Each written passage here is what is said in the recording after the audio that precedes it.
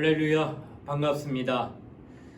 오늘은 제자 양육 12번째 시간입니다. 오늘도 하나님의 말씀을 잘 경청하시고 깨닫는 은혜가 임하시기를 바랍니다. 기도하겠습니다. 하나님 아버지 감사합니다. 오늘도 하나님께서 제자 양육의 시간을 허락하셔서 말씀을 듣고 경청하여 깨닫는 은혜가 임하게 하여 주시옵소서. 전하는 자나 듣는 자가 동일하게 하나님의 말씀을 듣고 깨닫게 하시고 또 깨닫는 말씀을 순종할 수 있도록 인도하여 주시옵소서. 감사를 드리며 거룩하신 예수님 이름 받들어 기도드리옵나이다. 아멘.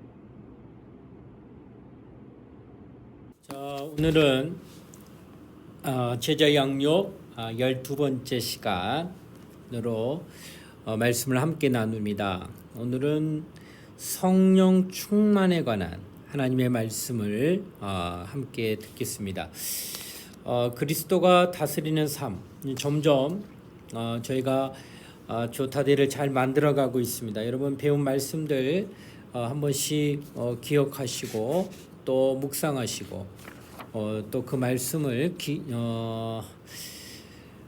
알아야지만 점점 하나님께 가까이 갈 수 있습니다. 여러분 한번 흘러 떠내려 보내지 마시고 계속 말씀을 좀 늘 읽고 또 읽었던 말씀이라더라도 또 찾아보고 그렇게 하시면 좋겠습니다.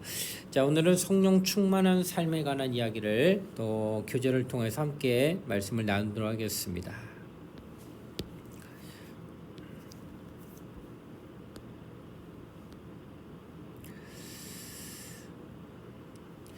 지문을 읽겠습니다. 성령은 모든 성도 안에 거하십니다. 성령은 우리를 거듭나게 하셨을 뿐만 아니라 거듭난 후에 우리가 그리스도 중심의 삶을 살아갈 힘을 공급하십니다. 그러니까 이게 이제 그리스도의 중심의 삶. 이제 우리가 거듭남도 성령으로 합니다. 성령이 아니고는 예수를 주라 시인할 수 없습니다. 그래서 성령으로 말미암아 우리가 거듭나게 되고 이 거듭난 이후에 이 땅에 머물러 사는 가운데 이제는 예전과 달리 우리가 변화된 것은 내 주관, 내 뜻, 내 마음대로 살았던 삶이 이제는 그리스도께서 인도하시는 삶으로 살아가게 되는데 그렇게 살도록 도우시고 인도하시고 역사하시는 분이 바로 성령이시다라는 것을 오늘 말씀을 통하여 또 깨닫게 될 것입니다. 우리는 스스로 자신을 다스릴 수 없으므로 그리스도인의 삶에서 성령의 인도하심은 필수적이라는 겁니다. 여러분 이거 잘 기억하셔야 됩니다. 필수라고 하는 건 뭐예요? 대학 가서도요 필수 과목이 있고 선택 과목이 있습니다. 대학에 하면은 그 학과에 대한 점수를 이수해야 되는데 필수는 반드시 이수해야 됩니다. 만약 필수에 하나가 누락이 되면 졸업이 안 돼요. 이처럼 선택 같은 경우는 괜찮습니다. 선택 같은 경우는 혹 누락이 돼도 졸업하는 데는 상관이 없습니다. 그러나 필수 같은 경우는 반드시 졸업할 때에 필요한 점수가 되기 때문에 필수에 대한 부분은 선택이 아니라 온전히 반드시 해야 되는 것처럼 대학도 이렇게 해서 졸업을 마치게 하는 것과 같이 우리 인생에서도 성령 인도하심이라는 것은 선택이 아니에요. 반드시 필수라고 하는 겁니다. 이는 해도 좋고 안 해도 좋다는 것이 아니라 반드시 해야 된다는 것처럼 성령의 인도하심은 모든 그리스도인들이 성령으로 인도함을 꼭 받아야 된다라고 하는 것을 말씀하고 있다라는 겁니다. 자, 이렇게 필수가 되는 성령 인도하심은 성경은 그것을 성령 충만한 삶이라고 명제하고 있습니다. 지금까지 배운 그리스도가 다스리는 삶의 내 영역 기억하십니까? 말씀, 기도, 교제, 전도에서 자, 성장하려면 성령 충만해야 합니다. 이제 우리가 이제 그리스도가 우리를 다스리는 삶에 대하여 틀을 만들어 가는데 결국은 이렇게 틀을 만든 것이 건강하게 성장하려면 반드시 성령으로 충만해야 된다라고 하는 것을 말합니다. 여러분, 아이가 태어나서 얼마나 예쁩니까? 100일이 되고, 아이가 태어나서 100일이 되고 1년이 되면 돌이 되고 이렇게 해서 이제 아이가 자랍니다. 자라는데 100일 때 참 이뻐요. 돌 때 참 이뻐요. 그래서 그냥 오기야 금이야 키워도 전혀 피곤하지 아니하고 보면 볼수록 더욱더 사랑스러워가는 게 우리 아이들 아니겠습니까?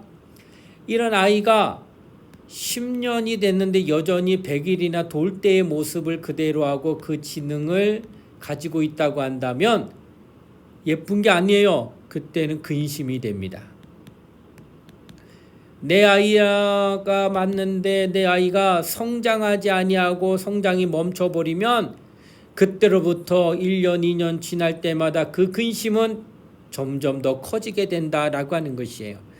그러므로 하나님께서 우리를 거듭나게 하시고 난 뒤에 그때로부터 하나님이 우리를 인도하시는데 그 인도하는 삶의 질과 또 삶의 영역이 점점 하나님의 인도를 더욱더 받아가는 삶으로 정진해 나가야 하나님이 기뻐하시는 건데, 여전히 구원받았을 때에 연약한 믿음, 나약한 믿음, 성장하지 아니하고 그대로 멈춰 있다면 하나님도 근심할 수밖에 없다는 거예요. 그래서 우리는 우리의 믿음의 장성한 분량에 이르기까지 우리의 믿음이 성장해야 됩니다. 그것을 위해서 그리스도께서 내 삶을 다스리셔야 되는데, 이 다스리면서 나를 인도하실 수 있도록 돕는 영, 그가 바로 성령이라는 것이고, 그 성령이 더욱더 나를 강건하게 또 영적으로 또 붙들어 주실 수 있는 표현이 바로 성령 충만이다라고 하는 것을 성경은 지금 말씀하고 있다라는 겁니다. 계속해서 말씀을 좀 보겠습니다. 자, 성령 충만이란 무슨 의미냐? 충만이란 지배를 받는다. 그 뜻으로 성령 충만이란 성령님의 지배를 받고 그의 능력으로 채워지는 것. 그러니까 먼저는 지배를 받아야 됩니다. 지배를 받는 것. 주인이 있으므로 종을 지배합니다. 그러니까 종은 반드시 주인의 지배를 받게 되어 있는 거예요. 그러니까 종이 주인이 있으면은 종은 지배를 받는 모습이 반드시 되어지는 겁니다. 그러나 주인이 없으면 종은 지배받지 않습니다. 그래서 이 지배 개념이라고 하는 것은 주인이 있느냐 없느냐라고 하는 거예요. 바로 성령은 하나님이세요. 하나님이 나의 주가 되시면 당신은 성령의 지배를 받게 되어 있는 겁니다. 그러나 성령이 나의 주인이라고 인정하지 않으면 여전히 방종할 수밖에 없는 거예요. 그래서 성령 충만이란 것은 첫 번째가 얼마만큼 지배받을 것이냐. 그러니까 내 의지, 지성과 감정과 의지가 이 인격이죠. 이 인격이 얼마만큼, 성령도 하나님으로 인격이세요. 그래서 성령도 지성과 감정과 의지가 있으셔요.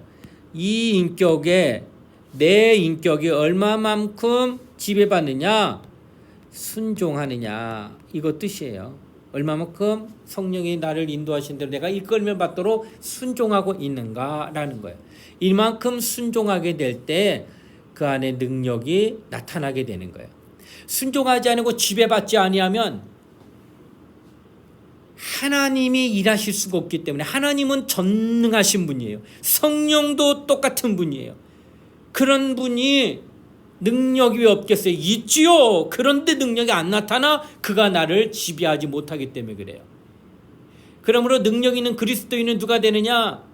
얼마만큼 성령께 나를 맡겼느냐. 내 감정을, 내 의지를, 내 지성을 그가 하시고자 하시는 말씀이 있다고 하면 다 내려놓고 그가 이끌리는 대로 이끌림을 받으려고 하는 그런 마음이 있으면 있고, 또 더 열심으로 지배의 인도함을 받으려고 정말 낮아지면은 그만큼 더 하나님의 능력이 나타나게 되어 있다라고 하는 것입니다. 그러니까 여러분과 내가 이 땅을 살아가면서 얼마만큼 성령의 지배를 받느냐, 아주 중요한 겁니다. 아직도 내 고집, 아집, 내 뜻대로, 내 주장대로, 내 마음이 가는 대로 하려고 한다면은 예수 믿어도 절대 성령의 인도하심은 없다는 거예요. 그래도 신앙생활을 하겠죠. 자신의 힘으로, 자신의 능력으로. 그러나 하나님의 능력은 그에게 전무할 겁니다. 그러므로 우리는 성령으로 지배를 받되 완전히 지배를 받아야 그의 능력이, 그러니까 지배를 받으니까 주인이 다 하시는 거예요, 그냥. 그래서 그 전능하신 하나님의 역사가 나타나야 된다라고 하는 것을 말씀을 드립니다. 자, 조금 올려서 보도록 하겠습니다.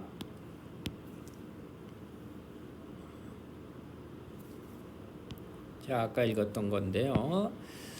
성령님은 그리스도를 영화롭게 하기 위하여 오셨고 라고 했습니다. 그래서 요한복음 16장 14절에 보면 이렇게 증거하고 있습니다. 제가 한번 요한복음 16장 14절 읽어보겠습니다.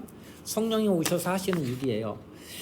그가 내 영광을 나타내리니 내 것을 가지고 너희에게 알리시겠음이라. 아멘. 지금 그라고 하는 그는 성령을 얘기합니다. 그 성령께서 내 영광, 곧 예수 그리스도의 영광을 나타내시리니, 그리고 내 것을, 곧 그리스도의 것을 가지고 너에게 알리겠습니다. 그러니까 성령은 이 땅에 오셔서 누구를 나타내느냐? 예수 그리스도의 영광을 나타낸다는 거예요. 예수 그리스도를 영화롭게 하시는 분이 누구냐? 성령 하나님이다라는 거예요. 자, 그리고 또 로마서 8장 9절에 보시게 되면 이렇게 표현합니다. 만일 너희 속에 하나님의 영이 거하시면 너희가 육신에 있지 아니하고 영에 있나니 누구든지 그리스도의 영이 없으면 그리스도의 사람이 아니라 했어요. 그러니까 지금 너희 속에 하나님의 영, 곧 그리스도의 영, 하나님의 영, 곧 그것은 그리스도의 영으로서 그가 내 안에 계심으로 말미암아 내가 그리스도, 곧 예수의 사람이다라는 것을 증거받는다라는 것이에요. 자, 이렇게 성령 충만을 받는다는 것은 그리스도로 충만한 것이에요. 그리스도의 영이 내 안에 있으니까. 그리고 그 그리스도의 영으로 계심으로 성령은 그 영이 영광받을 수 있도록 하신다는 거죠. 그리스도 안에 사는 것이고, 달리 표현하면 그리고 그리스도의 삶을 사는 것이고 그의 인격과 성품이 드러나는 것이다. 그러니까 성령이 이 땅에 우리 마음과 우리 심령, 우리 영혼 가운데 임하시게 되면은 그리스도를 영화롭게 하는, 곧 그리스도가 내 삶 가운데에 나타나도록, 그래서 그의 인격이, 그의 능력이, 그의 성품이 이렇게 드러나도록 역사하신다는 거예요. 그분은 그렇게 역사하기를 간절히 원하십니다. 성령은 내 안에서 그리스도를 영화롭게 하기를 간절히 소망하시는데, 여러분 자신을 뒤돌아볼 때 과연 그렇게 그리스도의 성품이라든가 능력이라든가 인격이 드러나고 있느냐? 아직 그러지 못한다는 건 그만큼 성령이 역사하지 못하고 있다는 증거가 되는 거예요. 자, 이제 좀 보도록 하겠습니다. 에베소서 1장 5장 18절에 성령의 충만을 받는 것을 술 취하는 것과 대조합니다. 그렇다면 성령 충만을 받는 상태는 어떤 상태이느냐? 에베소서 5장 18절 말씀입니다. 한번 찾아보실까요? 에베소서 5장 18절. 자, 에베소 5장 18절 말씀을 제가 읽어보겠습니다. 술 취하지 말라. 이는 방탕한 것이니 오직 성령의 충만을 받으라. 아멘. 자, 여기 보시게 되면 뭐라 말하느냐? 술 취하지 말라. 이는 방탕한 것이니, 그리고 하시는 말씀이 오직 성령으로 충만함을 받으라. 자, 여기 보게 되면은 충만한 상태는 뭘 얘기할까요? 여러분, 충만하다, 성령은 눈에 보이지 않은 하나님의 영이다 보니까 성령 충만하면은 이 사람 제정신이 아닌 상태, 뭐 이렇게 표현하기도 합니다. 그러니까 뭔가 지금 그 접신한 것처럼, 뭔가 지금 홀린 것처럼, 그러니까 뭔가 좀 이렇게 정신이 똑바로 박혀 있지 아니하는 이런 어떤 것을 연상할 수 있지만 절대 그렇지 않다는 거. 성령 충만하면 할수록 어떤 상태가 되느냐? 여러분, 이제 술 취한 것 때문에 지금 대조하는데, 술을 어때요? 술을 먹게 되면은 여러 가지 많은 일들이 나는데 대표적으로 이제 하는 말이 있어요. 아이고 미안해 내가 술김에 이런 표현을 합니다. 술김에 어떻게 한다는 거예요? 술김에 이는 달리 표현하면은 술의 지배를 받는다는 뜻이에요. 아 어제 내가 술김에 실수했지 이런 말 하는 겁니다. 내가 어제 내 정신이 아니라 술에 취해서 제정신이 아닌 상태에서 내가 너한테 실수한 것 같아. 그래서 내가 술김에 했어. 아 미안하다라고 표현한단 말이에요. 그래서 술김에 뭘 하느냐? 보통 하지 못하던 행동이나 말을 서슴없이 한다는 거예요.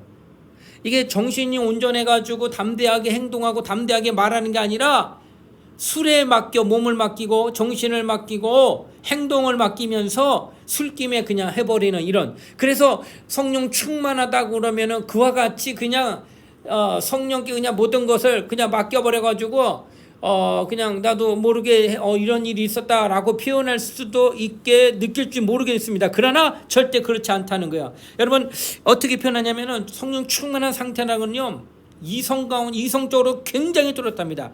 자 우리 군대 갔다 오신 분들도 있을 텐데 내무반이 있어요. 이번 내무반에 이렇게 있으면 여기는 이제 하루에 훈련을 다 마치고 와서 이제 씻고 쉬는 시간이에요. 취침 전까지. 그러니 이제 어때요? 동기들도 있고 선후배가 다 있겠죠. 그러나 늘 함께 했던 공간이고 너무나 편안한 공간이기 때문에 이 내무반 안에서는 군이 원래는 군기가 있어야 되지만 요 안에서만큼은 좀 풀어집니다. 그러죠. 그래서 웃기도 하고 또 기본적으로는 뭐 군기는 들리지만 그래도 훈련하는 게 아니기 때문에 내무반 안에서는 서로 농담도 하고 이렇게 정말 마음을 내려놓고 서로 대화도 하고 이렇게 한다는 거예요. 내무반에서. 근데 이 내무반에 장군이 들어와요. 그러면 어떻게 해요?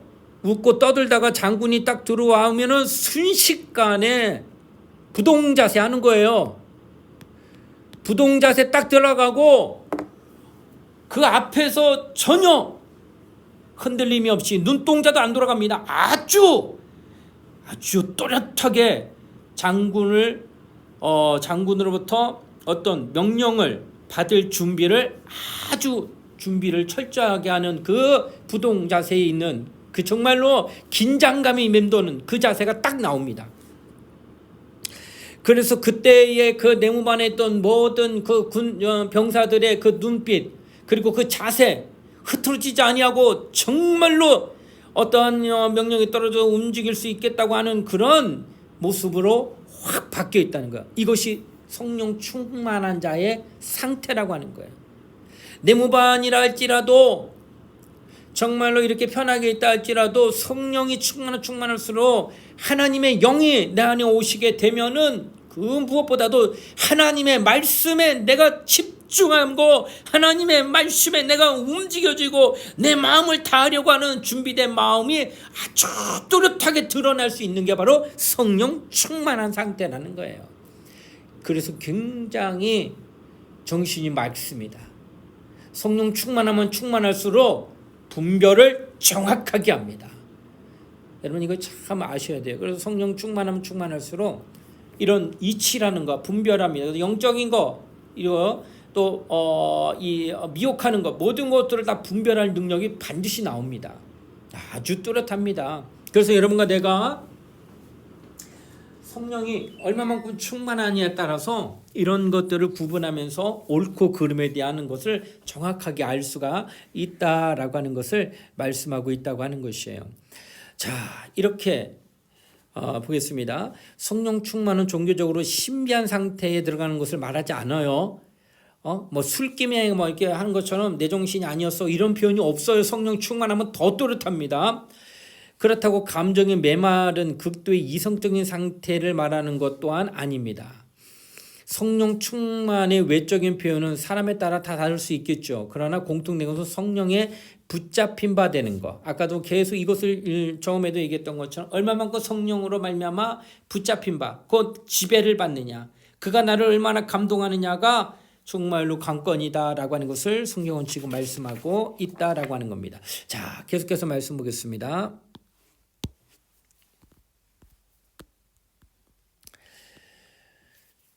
자, 그러면 누가 우리를 성령 충만하게 하십니까? 우리가 성령 충만을 간구할 수 있다. 그러니까 다른 말하면 우리 충만을 위해서 기도할 수 있습니다. 그러나 성령 충만하게 하시는 분은 삼위일체 하나님.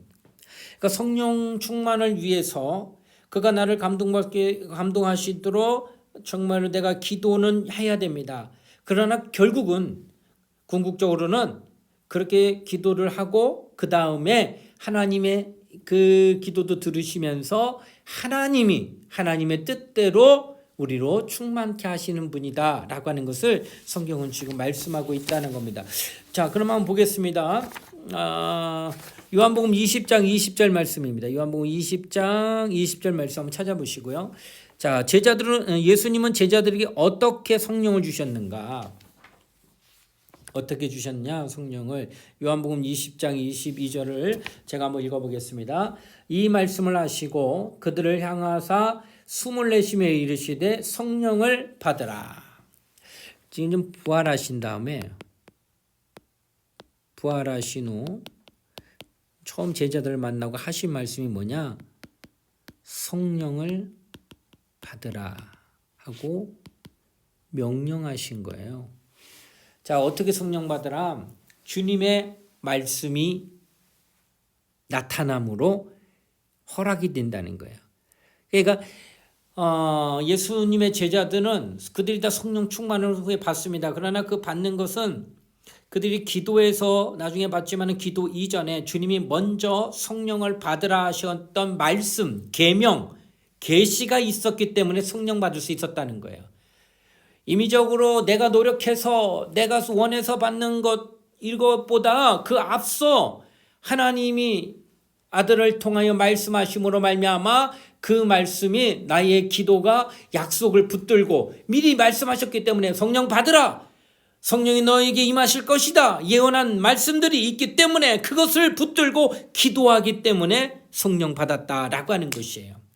그런 약속과 언약과 계시가 없이 나 혼자 받는 것이 아니라는 거예요. 반드시 성령은 하나님의 영은 이렇게 하나님이 허락하셔만 받을 수 있었다라는 거예요. 딱 사도행전 8장 17절 한번 찾아보세요. 사마리아인들이 나오는데 그들이 성령 받도록 이제 두 사도는 무엇을 했습니까? 이렇게 했어요.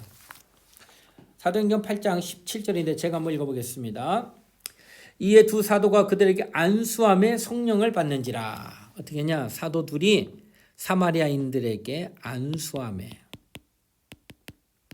자 성령을 받더라 했어요. 자, 또 하나 사도행전 10장 44절 그때 베드로는 무엇을 했습니까? 라고 표현이 되어 있는데 자 사도행전 10장 44절 한번 찾아보세요. 예. 자, 그러면 제가 한번 말씀을 읽어보겠습니다. 10장 44절. 베드로가 이 말할 때 성령의 말씀 듣는 모든 사람에게 내려오시니 아멘. 자, 베드로가 지금 사도행전 10장 44절에 보니까 말할 때입니다. 베드로가 말할 때. 이 말할 때는 뭐하냐? 설교할 때 이런 뜻이에요. 그러니까 말씀 들을 때 이런 표현이에요. 그때 뭐 했느냐? 말씀 전할 때 그때 성령 받았다. 자, 지금 사도들 그리고 베드로 사람이 나오죠. 그러나 이렇게 이거는 하나의 성령 받는 모습입니다.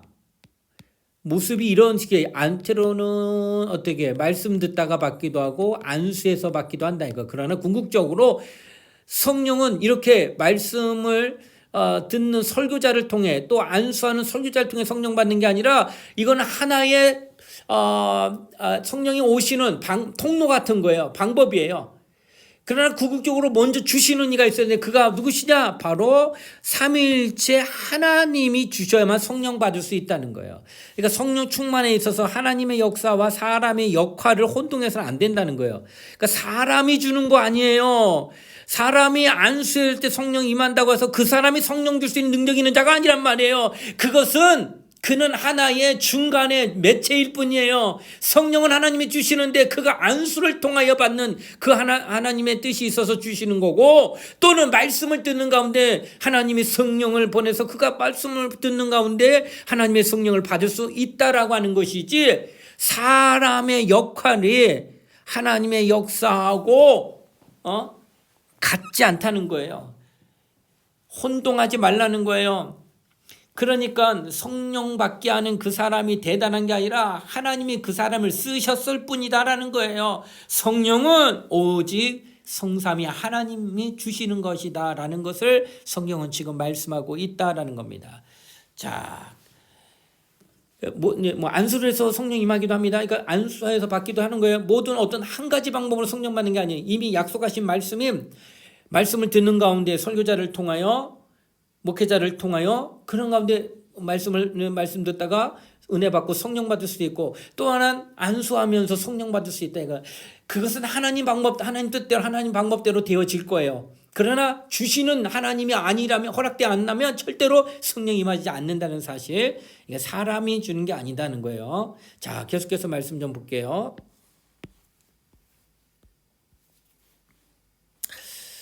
자, 보시게 되면 왜 성령 충만 받아야 하는가? 우리가 예수 믿고 새로운 생활입니다.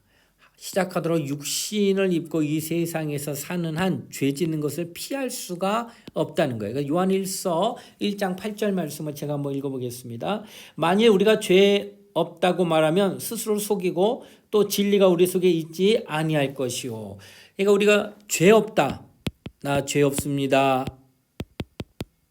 이렇게 말하고 고백하잖아요. 그러면 성경은 지금 뭐라 말하느냐? 스스로 속이고, 그러니까 거짓된다는 거예요. 거짓말이다. 스스로 속이고 거짓말이다. 그리고 진리는 참이에요. 이것이 네 속에 없다는 거예요. 뭐라 말하면 죄가 없다 말. 왜? 모두가 죄 지을 가능성은 다분합니다. 왜? 사람은 정욕이라는 게 있기 때문에 그래요. 육신을 입고 있을 때면은 반드시 정욕이라는 게 그에게 납니다. 이거 언제 없어지냐? 네, 육신이 죽으면 돼요. 죽으면 정욕 안 나옵니다. 그러니까 죽기 전에 내가 살아있는 한은 이 정욕은 계속 나오는 거예요, 안에서. 그래서 이런 정욕으로 말미암아 죄가 늘 지을 수 있는 환경에 노출되어 있는데, 근데도 불구하고 나는 죄 없습니다 말한다면 너 거짓말이라는 거야. 너 정욕이 있는 사람인데, 육신을 입었다면 다 있는 정욕인데 어찌하여 거짓말하며 죄 없다 말할 수 있느냐 하는 거예요. 그래서 우리는 모두 다 이렇게 죄를 지을 가능성에 노출되어 있는데, 그렇기 때문에 사도 바울 같은 사람도 얼마나 신령한 사람인가, 사도 바울이. 그가 로마서 7장 24절 이렇게 증거합니다. 오라 나는 곤고한 사람이다. 이 사망의 몸에서 누가 나를 건지. 왜? 이 사망의 몸. 끊임없는 정욕으로 말미암아 죄 짓고자 하는 성품이 자꾸 드러나는 이 여기서 누가 나를 건져낼 수 있겠느냐 하면 단식을 했다는 거예요. 이게 사람이라는 거예요, 결국은. 여러분과 나도 똑같은 성정을 갖고 있기 때문에 죄 지을 수 있는 그 모든 것들이 다 이 안에 있다는 거예요. 마치 나무가 앙상하게 남아있어서 이거 죽은 나무 아닌가 그랬더니 봄이 되니까 거기서 um이 나요. 싹이 나요. 그리고 또 거기서 줄기가 자라고 잎이 자라고 그리고 꽃이 피고 열매를 맺다는 거예요. 분명히 처음에 볼 때는 죽은 줄 알았어요. 앙상하지만. 그러나 살아있었던 것처럼 우리 안에서도 때가 되면 그렇게 막 나타나는 것들이 있다는 거예요. 자, 갈라디아서 5장 17절 이러한 갈등을 어떻게 묘사했는가? 자, 갈라디아서 5장 17절 말씀입니다. 제가 한번 말씀을 읽어보겠습니다. 육체의 소욕은 성령을 거스리고 성령은 육체를 거스리나니 이 둘이 서로 대적함으로 너희가 원하는 것을 하지 못하게 하려 함이니라. 아멘. 자, 어떻게 표현하느냐? 여기 보시게 되면은요, 서로 대적한다는 거예요. 그래서 마침내 뭐 해요? 원하는 것, 소원하는 것을 하지 못합니다. 그러니까 대적하지 않고 하나가 되면은 원하는 것들의 방향이 같기 때문에 이루어질 수 있겠지만은 서로가 대적하고 있기 때문에 어느 하나도 이루는 일이 없이 힘들고 고통받는다라는 거예요. 뭐가? 바로 우리의 이런 육적과 영적인 것을 얘기하고 있다라고 하는 것이에요. 그래서 그 로마서 5장 17절 바로 육체의 소욕과 성령의 소욕이 이렇게 갈등하고 있는 거예요. 자, 때때로 자연인에게는 양심적인 생각이나 윤리적인 행동이라는 게 있어요. 이 선한 사람이겠죠. 착한 사람. 그래서 갈등을 이길 수도 있습니다. 양심적으로 이러면 안 돼. 그래서 이제 착한 일하고 선한 일 할 수 있다는 거예요. 그러나 육신을 입고 있는 한 우리의 힘만으로는 영적으로 결국 패배할 수 없다는 거예요. 완벽하지 않다는 거예요. 우리 옛사람도 이런 갈등을 이길 수 없습니다. 우리 옛사람은 이런 갈등을 결코 이길 수가 없다라는 거예요. 자, 여러분과 내가 이 땅에서 예수 믿고 우리가 말씀을 듣게 되면은, 왜냐면 이제 말씀 자체, 그러니까 율법, 옛사람 율법이 있어요. 율법은 의롭고 선하고 거룩하고 신령하고, 그러니까 율법은 의롭고 거룩하고 선하고 신령하기 때문에 율법을 지키게 되면 어떤 일이 일어나요? 똑같이 의롭고 선하고 거룩하고 신령해집니다. 그러니까 율법을 지키게 되면 이런 은혜가 그 사람에게 임하기 때문에 굉장히 양심적으로 되고 또 윤리적으로는 완벽한 사람이 되고, 그래서 바리새인들 얼마나 종교적으로 완벽한 자입니까? 이렇게 종교적으로 완벽하다고 표현할 수 있는 이 바리새인조차도 예수 앞에 왔을 때 죄인이 됩니다. 왜 그럴까요? 왜 그럴까? 마태복음 5장부터 7장, 그러니까 마태복음 5장부터 7장은 산상수훈입니다. 이 산상수훈에 예수께서 율법에 대한 입장을 얘기했는데, 살인하지 말라 했다 율법은. 그러나 나는 미워하는 자마다 이미 살인하였느니라.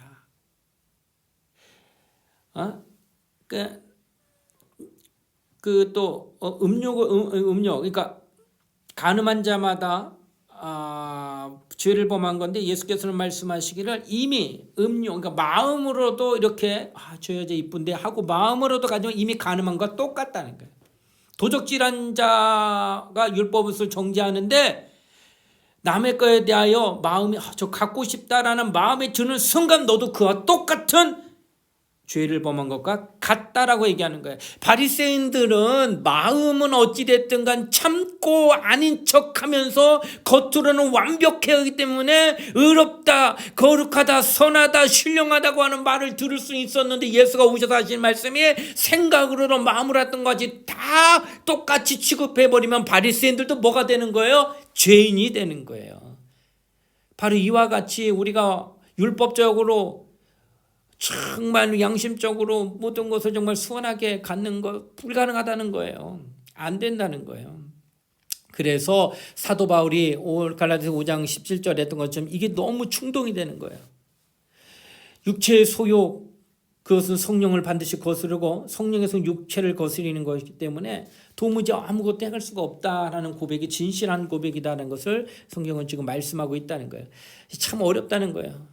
신앙생활하면서 차라리 죄를 몰랐을 때는 그게 그냥 죄인지 모르니까 그냥 지나가고 있었는데, 이것이 옳지 않다는 거 아니까 갈등하는 거예요. 그런데 그렇게 살지 못해. 갈등은 하는데 이렇게 살면 안 된다고 하는 마음은 있어서 돌이키려고 하는데 여전히 그것을 이길 만한 능력은 없기 때문에 계속 그 마음에 짐이 되고 그 마음이 억압이 되고 그런 가운데 이렇게 살아가고 있다는 거예요.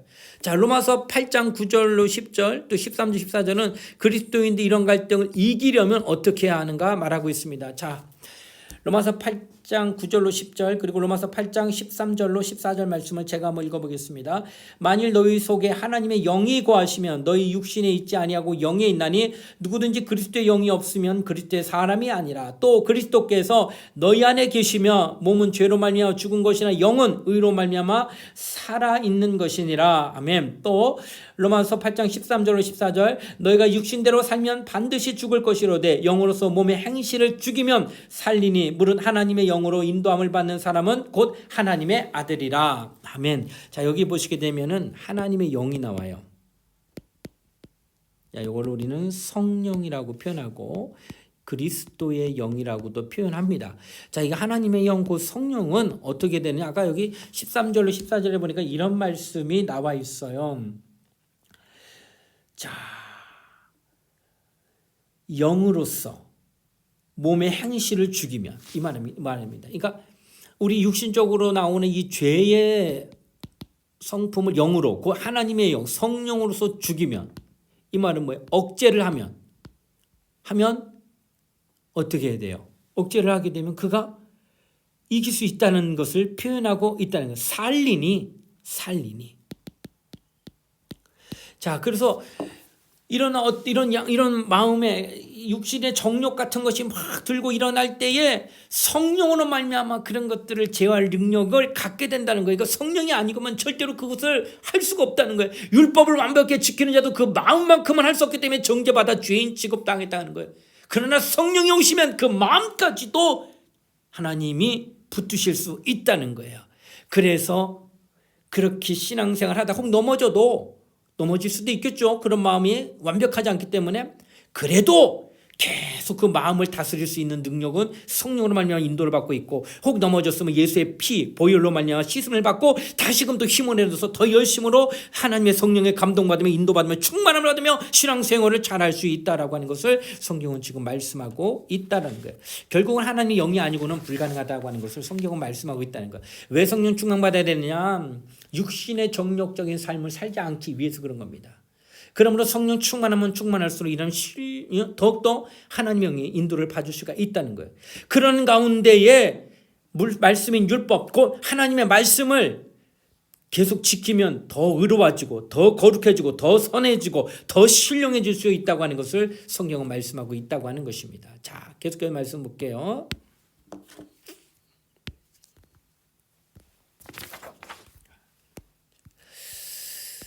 자, 보겠습니다. 어떻게 하면 성령 충만을 받을 수 있을까? 영적으로 새로 태어나는 순간 신자들은 성령을 받습니다. 로마서 8장 16절, 고린도서 12장 3절에 나와 있습니다. 제가 한번 말씀 읽겠습니다. 로마서 8장 16절입니다. 성령이 친히 우리의 영과 더불어 우리가 하나님의 자녀인 것을 증언하시나니. 성령께서 내가 하나님의 자녀이다라고 말씀하신다는 거예요. 또 고린도 12장 3절, 그러므로 내가 너희에게 알리노니 하나님의 영으로 말하는 자는 누구든지 예수를 저주할 자라 하지 아니하고 또 성령으로 아니하고는 누구든지 예수를 주시라 할 수 없느니라. 그러니까 성령으로만 예수를 믿을 수 있다라고 하는 것을 얘기하는 거예요. 그러므로 우리가 영적으로 태어난 거듭나는 것은 성령으로 말미암아 가능했다는 것을 말씀하고 있습니다. 자, 그 순간부터 신자들의 마음과 생활로 얼마나 성령께 순복하느냐 따라 신앙이 점차적으로 성장하게 됩니다. 모든 그리스도인들이 성령의 인도 아래 살지만 다 성령 충만한 생활을 하는 것은 아닙니다. 그래서 구원을 얻을 때 우리가 성령을 받는 것이고, 성화 과정, 즉 신앙이 성장해야 하는 과정에는 성령이 우리를 계속 주장하도록 해야 하는 겁니다. 일시적으로 한 번이 아니라 뭐예요? 계속. 자, 성령 충만은 단회적인 경험이 아니라 그리스도인들 생활 가운데 계속적으로 일어나는 것입니다. 성령으로 충만하면 다음과 같은 단계가 필요합니다. 자, 그래서 우리가 성령으로 말미암아 예수 그리스도를 영접하고 하나님의 자녀에 대한 증거를 받지만은 그 이후로부터 계속 우리는 그 성령으로 충만을 받아 성령으로 우리가 살아가게 하기 위해서는 우리는 정말로 하나님의 영에 감동되는 것을 늘 체험하고 있어야 된다라고 하는 것을 성경은 지금 말씀하고 있다는 거예요. 나도 이러고 살고 싶습니다. 나도 성령 받고 성령으로 충만받고 싶습니다. 마음은 있는데 육신이 연약하여 라고 하는 표현을 많이 씁니다. 그러나 오늘 말씀을 보면서 과연 정말 육신이 연약하긴 하지만 그래도 그 가운데서도 우리 자신이 성령 충만할 수 있는 그런 방법들이 소개되고 있다는 겁니다. 한번 보겠습니다. 자, 첫 번째입니다. 오직 성령의 충만의 필요를 느끼고 간구해야 됩니다. 여러분, 성령 충만이라는 것은요, 필요를 느끼고 그 다음에 뭐예요? 간구, 기도해야 된다는 거예요. 그러니까 필요를, 그러니까 이게 성령 있어도 그만 없어도 그만 있으면 좋겠지 하는 정도면 안 되고 반드시 하나님의 성령이 내게 있어야 됩니다 라고 하는 마음을 가져요. 그래서 그래야 사모하는 마음 갖고, 사모하기에 뭐 하는 거예요? 기도하는 거예요. 자, 보시겠습니다. 우리는 오직 믿음으로만 성령 충만을 받게 됨을 명심해야 됩니다. 뭘로 받아요? 믿음으로만. 진실한 기도는 믿음을 표현하는 방법입니다. 이렇게 한번 기도해 보십시오 하고 나와 있는데, 여러분 성령 충만은요 반드시 믿음으로 받는 겁니다. 자, 내가 구원은 은혜로 받았지만요, 구원은 은혜요. 또 이 은혜는 바로 믿음으로 받은 거예요. 자, 내주하신 성령도, 성령 충만도 이것도 은혜입니다. 그리고 이 또한 믿음으로 받는 거예요. 이 뭘 얘기할까요? 여러분 구원받는 거 오직 믿음으로 받는 거예요. 그렇죠? 하나님이 일방적으로 예수 그리스도를 십자가에 못 박혀 죽으심으로 내가 알지도 못했지만 다 행하셨어요. 그러므로 나는 그가 하신 일을 감사함으로, 믿음으로, 그가 하신 것을 은혜로 여겨 믿음으로 받을 때, 아멘 할 때 내가 하나님의 자녀가 되는 권세를 얻게 되는 거예요. 성령도 마찬가지예요. 이 말은 뭘 뜻할까요? 성령 충만함은 내가 의로워서, 또는 내가 남보다 뛰어나서, 또는 내가 착해서, 또는 내가 똑똑해서 이래가지고 성령 받은 게 아니라는 거예요. 성령은 이렇게 남들보다 뛰어난 사람들에게만 주시는 것이 아니라 뭐한 자에게 줘요? 오직 믿음으로만 나오는 자에게 이렇게 준다는 거예요. 믿음으로만. 그래서 이 믿음을 가진 자들은 겸손함으로 받는 거라고 표현할 수 있다는 거예요. 자, 이제 좀 보겠습니다. 사랑하는 나의 아버지, 저는 주님이 필요합니다. 제가 제 삶을 주관해 왔고 그 결과로 주님께 죄를 지었음을 이 시간 고백합니다. 저를 대신하여 그리스도께서 십자가에 죽으심으로 제 죄를 용서해 주셔서 감사합니다. 이제 주님께서 제 삶을 다스려 주시기를 원합니다. 성령 충만함을 받으라고 명하셨고 또 믿음으로 구하면 주시겠다고 약속하신 주님의 말씀대로 이 시간 제 마음을 깨끗하게 하시고 성령으로 충만케 하옵소서. 자, 주의 이름으로, 주의 성령으로 저를 충만케 하시고 제 삶을 주관해 주심을 믿으며 감사합니다. 예수님의 이름으로 기도합니다. 아멘. 자, 이 기도가 당신의 마음의 소원을 나타낸다면 지금 바로 하나님께서 당신을 성령으로 충만케 해주실 것을 믿으십시오 라고 표현하고 있다는 거예요. 그러니까 솔직히 나는 하나님 앞에 내가 죄인입니다 라고 고백했다라고 하는 것이에요. 하나님은 정말 그렇게 죄를 알고 죄인임을 고백하는 그 사람이 하나님 앞에 겸손한 자죠. 그래서 믿음이 없이는 나는 하나님 배울 수 없다라는 고백을 하게 되고, 그런 가운데 성령을 사모하게 되면 성령이 그에게 임한다라고 하는 것을 말씀하고 있다라는 거예요. 자, 또 계속해서 말씀을 좀 보겠습니다.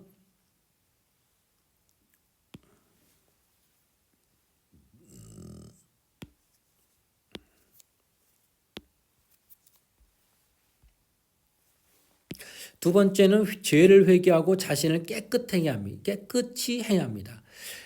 여러분, 이거 아주 중요한 얘기인데요. 자, 만일 죄로 인해 우리가 삶의 주인이 된다면 그것은 불순종의 행동입니다. 삶의 주인이 누가 되면? 우리가 되면, 내가 되면. 그럴 때 우리는 죄를 고백해야 됩니다. 그러면 하나님이 우리 죄를 사하시며 우리를 모든 불의에서 깨끗하게 하실 겁니다. 뭐하면? 죄를 고백하면.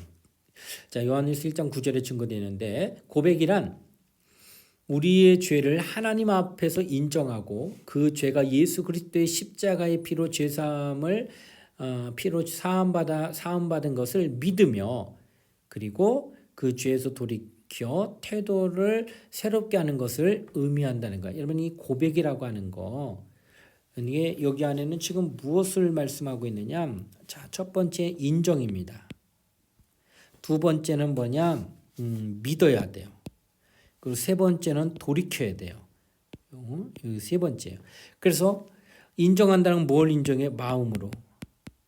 마음으로 하나님, 내가 정말 연약한 죄인이었습니다 하고 인정을 하고, 이제 인정을 하고 난 다음에 그 죄를 예수의 보혈로 내가 용서함 받았습니다 하고 믿어요. 믿는다는 것은 바로 시인하는 거예요. 내가 입술로 하나님 내 죄 용서받았습니다. 저를 용서해 줄 줄 내가 압니다. 하고 믿어요. 그리고 나서는 어떻게 해요? 돌이킨다는 것은 행동으로 바뀌어야 된다는 거예요. 그래서 마음과 또 입으로 시인하고 그리고 행동으로 완전히 변화된 거, 이런 것을 뭐라고 그래요? 고백이라고 하는 거예요. 그래서 우리가 회개를 하게 되면은, 이런 고백을 하면은 어떻게 돼요? 자신이 뭐가 돼요? 깨끗하게 돼요. 그냥 거룩하게 되는 거예요. 왜 이게 중요하느냐? 성령은 진리의 영고, 달리 말하면 거룩한 영이라는 거예요. 성령께서 거룩한 영이시기 때문에 성령은 거룩함이 있는 곳에 함께하는 거예요.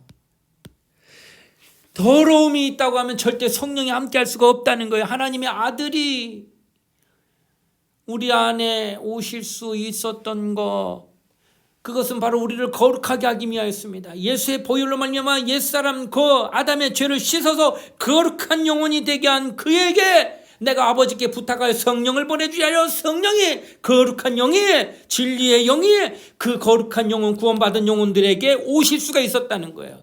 그리고 오셔가지고 그가 계속 일하실 수 있는 것은 그 심령이 어떻게 해야 돼요?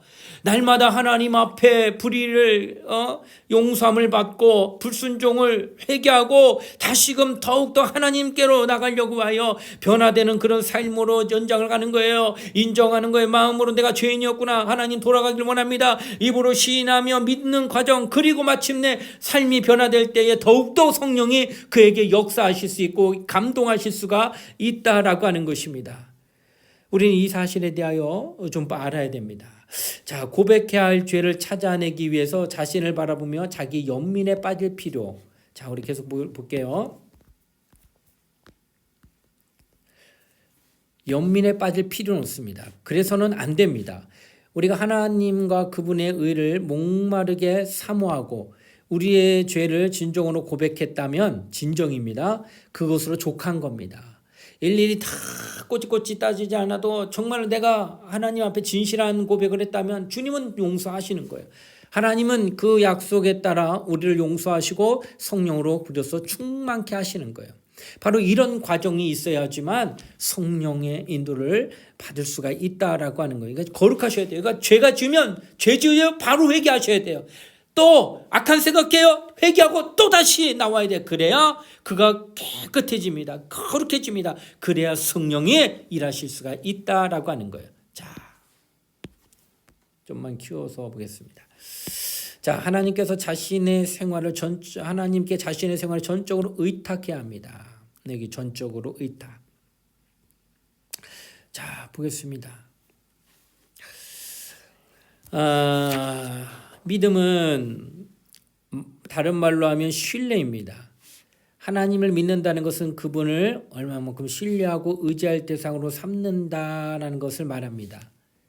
이런 태도가 있는지는 상황이 좋을 때보다 상황이 나쁠 때 더 잘할 수 있습니다.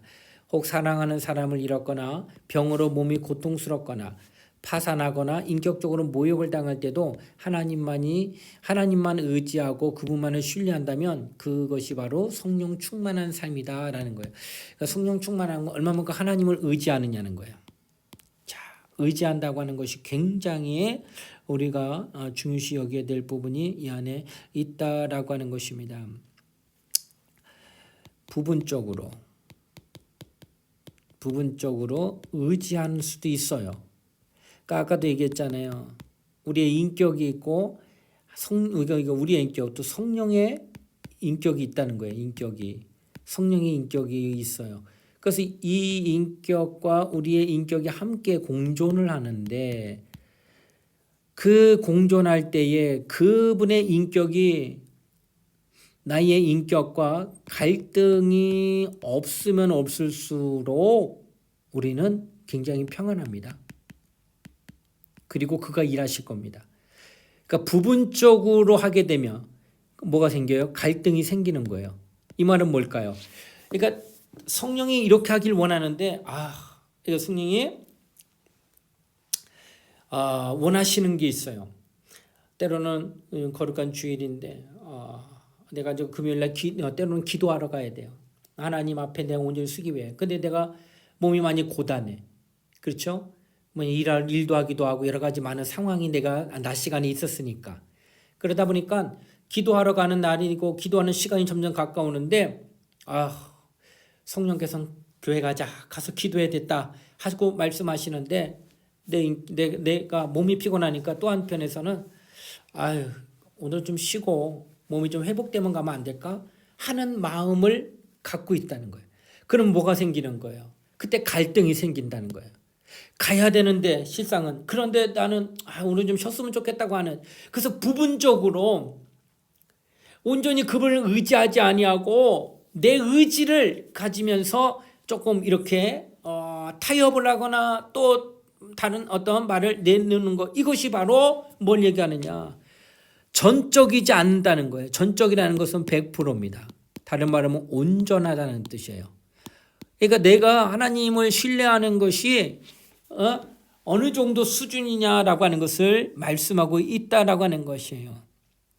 여러분 정말로 이게 얼마만큼 되느냐에 따라 그 사람이 굉장히 하나님 앞에 성령 충만을 삶을 사느냐 못 사느냐 결정하는 겁니다. 나의 인격이 얼마만큼 하나님께 나오느냐, 나의 얼마만큼 순종하고 있느냐 아주 중요한 부분이거든요. 많은 사람들이 여전히 예수 믿으면서도 성령을 온전히 환영하고 또 온전히 그분을 의지하지 아니하는 것이 너무나도 많기 때문에 오늘날 성령의 역사가 그렇게 크게 드러나지 않는 현상도 되어진다라고 하는 것이에요. 그러므로 여러분과 나는 정말 성령이 인도하시는 대로 이끌림 받기 위해서는 정말 내려놔야 됩니다. 얼마만큼 온전히 그가 일하실 수 있도록 편하시게.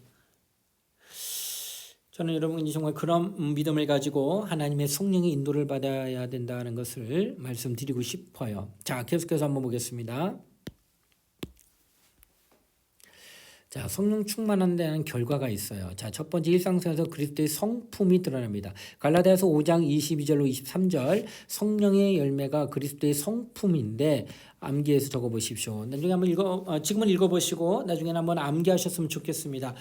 자, 그러면 제가 갈라디아서 5장 22절로 23절에 있는 말씀을 한번 제가 읽어보겠습니다. 오직 성령의 열매는 사랑과 희락과 화평과 오래 참음과 자비와 양성과 충성과 온유와 절제는 이 같은 것을 금지할 법이 없느니라. 갈라디아서 말씀입니다. 뭐가 있어요? 성령 9가지 열매인데 한번 적어볼게요. 사랑과 희락과 화평과 또 오래 참음. 다음에 읽으세요. 그 다음에 자비 또 양선 선한 마음 그 다음에 충성과 그 다음에 온유와 절제 이렇게 표현하고 있어요. 자, 이렇게 성령의 9가지 열매는 바로 그리스도의 성품이라는 거예요. 이것이 성령 충만 받으면 자연스럽게 나온다는 거예요. 그러니까 난 사랑 주세요, 희락 주세요, 화평 주세요, 오래 참음 주세요, 자비하게 해주세요, 양성하게 해서 충성하게 해주세요, 온유하게 절제하게 해주세요라고 기도할 수도 있지만은 실제적으로는 내가 성령 충만하기만 하면은 자연스럽게 이런 것들이 드러나게 된다는 거예요. 그러니 가장 좋은 기도 뭐예요? 일평생 나로 성령 충만한 자가 되게 하여 주시옵소서 하고 기도하면 이런 열매들은 나타나게 돼 있다는 거예요.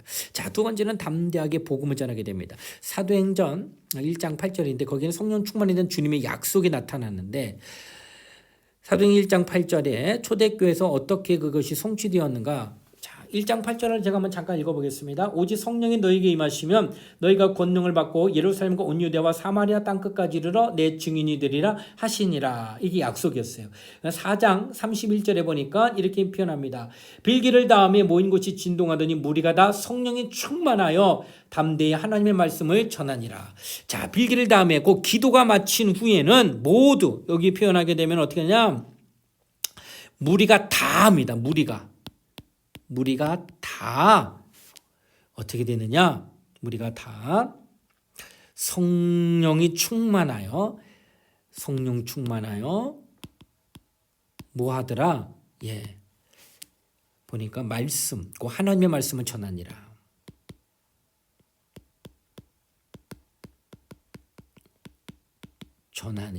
이렇게 돼 있어요. 그러니까 성령 충만하면요. 감출 수가 없어요. 복음 전하지 아니하면 살 수가 없어요. 가슴에서 뜨거워가지고 견딜 수가 없어요. 그래서 만나면 예수 전해하려고 해요. 예수 복음 증거하려고 해요. 이게 아주 자연스럽다는 거예요. 그래서 성령 충만하면 자연스럽게 복음 전도자가 되어진다는 거예요. 또 필요에 따라 각종 은사가 나타난다. 초대교회가 성령 충만해서 어떤 일이 있었는가? 사도행전 2장 4절 말씀입니다. 제가 한번 읽어보겠습니다.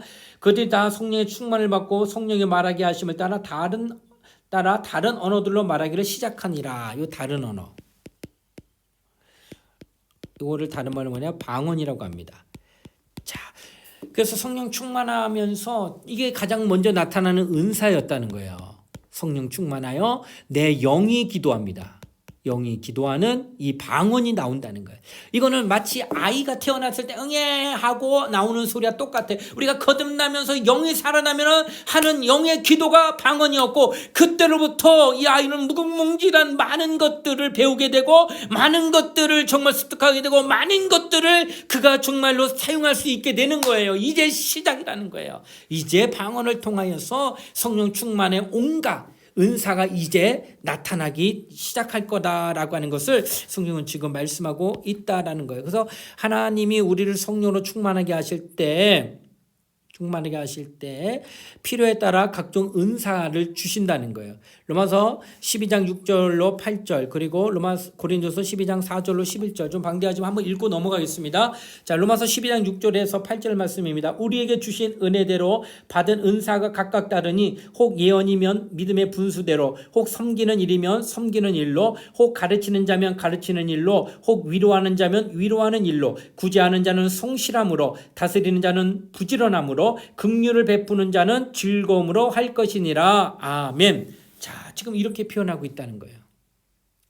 각종 은사가 필요할 때마다 허락하게 되었다는 거예요. 그래서 예언이면 예언하는 대로, 섬기는 일은 섬기는, 가르치려면 가르치는 일로, 또 위로하는 일로 은사가 드러나고, 또 구제하는 자는 성실함으로, 이렇게 하나님께서 그때마다 필요로 하기 때문에 허락해 주셨다는 거예요. 또 고린도 12장 4절로 11절에 보니까 은사는 여러 가지나 성령은 같고 직분은 여러 가지나 주는 같으며 또 사역은 여러 가지나 모든 것을 모든 사람 가운데서 이루시는 하나님은 같으니 각 사람에게 성령을 나타내면 유익하게 하려 하심이라. 어떤 이에게는 성령으로 말미암아 지혜의 말씀을, 어떤 이에게는 같은 성령을 따라 지식의 말씀을, 다른 사람에게는 같은 성령으로 믿음을, 어떤 사람에게는 한 성령으로 병 고치는 은사를, 어떤 사람에게는 능력 행함을, 어떤 사람에게는 예언함을, 어떤 사람에게는 영들 분별함을, 다른 사람에게는 각종 방언 말함을, 어떤 사람에게는 방언을 통역함을 주시나니 이 모든 일은 같은 한 성령이 행하사 그의 뜻대로 각 사람에게 나눠 주시는 것이니라. 아멘. 그래서 하나님께서는 이 은사들을 때로는 그 필요에 따라서 지혜가 필요하면 지혜를, 지식이 필요하면 지식을, 병 고치려면 병 고치는 은사를, 능력이 필요하면 능력을, 또 예언이 필요하면 예언을, 또 영을 분별하면 영들 분별함을, 또 각종 말함을, 또 방언을 통역함을 원하면 통역함을 이렇게 주신다라고 성경은 지금 말씀하고 있다라고 하는 것이에요. 자, 우리는 감사하며 그 은사들의 주의 영광과 교회를 덕을 위하여 사용해야 된다라고 하는 것을 성경은 말씀한다는 거예요. 이 말은 뭐예요? 성령 받아서 은사가 나타날 때 나 자신을 과시하기 위해서, 위세를 위해서 사용하지 말라는 거예요. 오직 뭐예요? 덕을 세우기 위해서 겸손하게 하나님의 교회를 섬기는 이로 사용하라 하는 것입니다. 자, 이제 좀 더 하겠습니다. 언제 성령 충만을 받을 수 있을까? 하나님은 우리가 받을 준비만 되어 있으면 언제든지 우리의 필요를 채워주시려고 하십니다. 성령의 세례는 한 번이지만 그 후에 계속되는 성령의 역사가 있습니다. 자, 처음 한 번이라고 하는 거, 사도행전 1장 5절 말씀입니다. 자, 사도행전 1장 5절 말씀을 제가 한번 읽어보겠습니다. 요한은 물로 세례를 베풀었으나 너희는 몇 날이 못되어 성령으로 세례를 받으리라 하셨느니라. 여기 보니까 성령 세례. 자, 이 성령 세례라고 하는 것은 그 당시 오순절 마가다락방 마가다락방에서 있던 역사입니다. 자, 이것처럼 성령 세례는 일평생 한 번으로 우리에게 임하시는 겁니다. 자, 그 다음에 에베소서 5장 18절 말씀을 읽어보겠습니다. 에베소 5장 18절 말씀. 술 취하지 말라 이는 방탕한 것이 오직 성령으로 충만함을 받으라. 여기 보기에는 성령으로 충만함을 받으라 이렇게 표현하고 있어요. 자, 오순절 마가다락방에부터 성령 세례를 받고 그때로부터는 어떻게 충만함을 받으라 지속하라는 겁니다. 이거는 계속적으로 인도와 보호와 또 역사를 나타내도록 하신다라는 뜻이에요. 그러니까 성령이 임하시게 되면은 받을 때는 정말 내주하시는 성령은 한 번이지만 그 성령이 내 안에서 계속적으로 일하실 수 있도록 그분이 계속 역사하실 수 있도록 우리는 정말 성령으로 살려고 해야 된다라고 하는 것이에요. 이처럼 성경은 이런 계속적인 성령의 역사가 나타나야 된다고 하는 것을 증거하고 있습니다. 오늘 우리는 성령에 대해서 말씀을 들었습니다. 여러분, 이 성령은 정말 우리에게 하나님이 유익하기 위하여 보내신 영이고 성령으로 말미암아 사는 생이 육신을 이길 수 있다라고 증거하고 있습니다. 이제 우리는 우리에게 자문합니다. 나는 과연 성령 충만한가? 만약 그렇지 않다면 여러분 다시금 회개하고 또 성령으로 충만받을 수 있도록 기도하셔야 됩니다. 오늘 말씀을 통하여 성령 충만한 삶을 어떻게 받을 수 있는가에 대한 이야기를 했고 성령이 나타날 때의 증거와 은사들이 얼마나 크다고 하는 것을 깨닫게 되었을 것입니다. 우리 모두 다 하나님 앞에 그런 은혜를 입는 그런 우리 모두가 되시기를 주의 이름으로 부탁을 드리겠습니다. 이상으로 제자 양육 12번째 시간을 마쳤습니다. 성령 충만함, 우리의 신앙생활의 절대적인 것입니다. 우리 모두가 성령 충만하여 하나님의 뜻대로 살아가는 우리 모두가 되시기를 부탁을 드립니다. 기도하겠습니다. 하나님 아버지 감사합니다. 우리 모두가 이 땅에 머물며 성령 충만함으로 하나님의 뜻을 이루어드리는 거룩한 자가 되게 하여 주시옵소서. 성령 충만함이 있어야지만 하나님을 기쁘시게 또 하나님의 나라를 확장할 수 있음을 기억하고 우리 모두가 성령 받기를 또 성령의 인도함을 받기를 소원하고 또 순종할 수 있도록 도와주시옵소서. 감사를 드리며 예수님 이름 받들어 기도드리옵나이다. 아멘.